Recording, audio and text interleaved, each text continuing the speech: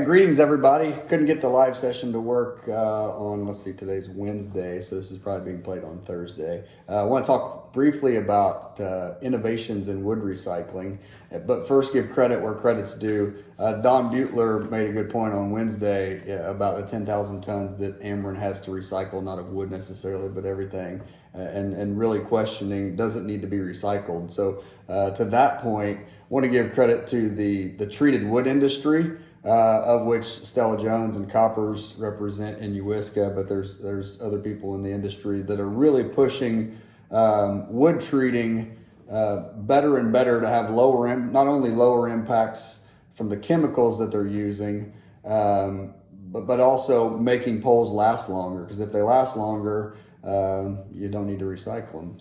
So credit to where credit's due, and then. Chris Peterson, he talked a lot about collaborating across the supply chain, and want to spend a little bit of time on talking about innovation and pointing out that it doesn't have to always be some big science breakthrough. Sometimes it's something way simpler. You can apply this to wood or anything else in your organization.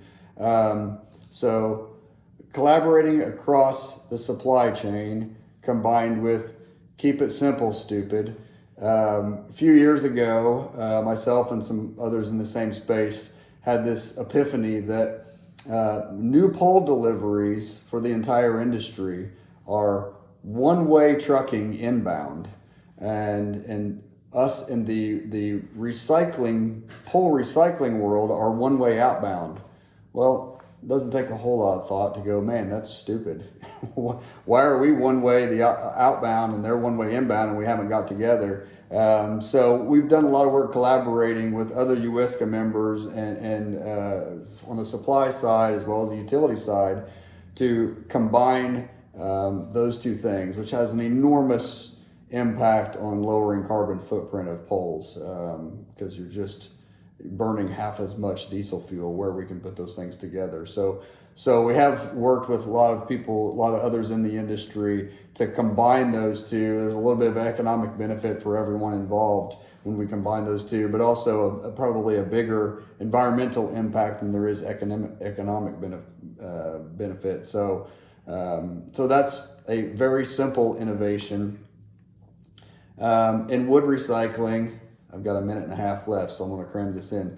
Probably a little bit like metal recycling or plastic recycling. To recycle wood, you can't just lump all wood together and say, let's do this with it. In the same way you can't do that with metal or with plastics. You have to separate it out in its many different types and pieces, and treatments and shapes and all that sort of thing. Is a good way to oversimplify it. So I'll talk about one area where we have found great innovation, and we've talked about it a year ago. I'm going to hit on it again for some of you that didn't see it, and just say that this is working. So this right here is called biochar. So the idea is very simple. Trees absorb carbon dioxide their whole life. When that tree dies, for the most part, whatever happens to it, that carbon returns to the atmosphere. If we turn it into biochar, this sequesters all the carbon that tree absorbed in its life into a piece of biochar that has a half-life of about 1,000 years. So this process, I won't say it has great hope. We've been doing it for about 2 years. We sequester a lot of carbon from untreated wood, and in the utility industry, it's things like pallets, crates, and cable spools. We turn into biochar. We plow this back into the ground, and it sequesters that carbon, making that process truly carbon negative. There's not many options for carbon negative within the utility industry or most industries, and that's one that's working. That's the great news. The bad news, not a great way to monetize that in America yet, because carbon doesn't have a value, but we're working on it. Lots of other people are working on that. So that's our brief innovation in wood recycling. Thanks for your time.